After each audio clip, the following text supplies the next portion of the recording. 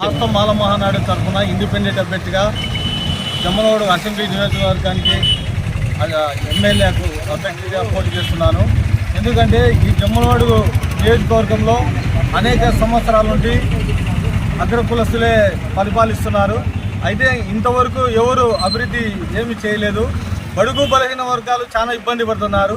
అయితే లక్షల ఎకరాలు భూములు, ప్రభుత్వ భూములు ఉన్నా కానీ ఎవరే కానీ ఏ పార్టీ అధికారంలోకి వచ్చినా కానీ ఒక్క చెంటు కూడా పంచలేదు. ఇక్కడ స్టీల్ ప్లాంట్ కోసం మేము కడప ఉక్కు సీమకు నినాదం మీద ఎన్నో ఉద్యమాలు చేశాము నేను ఉక్కు ప్రోజెక్టుతో.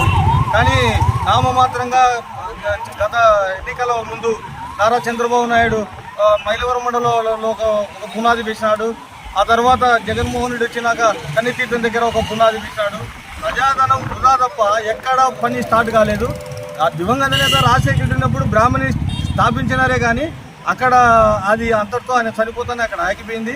కాబట్టి ఈ వీళ్ళంతా నిరుద్యోగులను మభ్యపెట్టి ఓట్లు వేసుకునేదానికి తప్ప ఇక్కడ అభివృద్ధి కార్యక్రమాలు లేవు, ఫ్యాక్టరీలు లేవు, ఏం లేవు. అయితే ఇండిపెండెంట్ అభ్యర్థిగా నేను పోటీ చేసినాను.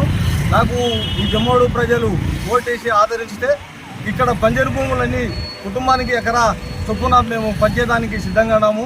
సమానత్వానికి, స్వేచ్ఛకు, అభివృద్ధికి ఓటేయమని ఈ జమ్మోడు నియోజక ప్రజలను కోరుకుంటున్నాను. ఎయిర్ కండిషన్ గుర్తుకు ఓటేసి బ్యాలెట్ నెంబర్ 12 నంబర్కు ఓటేసి నన్ను అత్యధిక మెజార్టీతో గెలిపించాలని జమ్మోడు నియోజక ప్రజలను కోరుతున్నాను.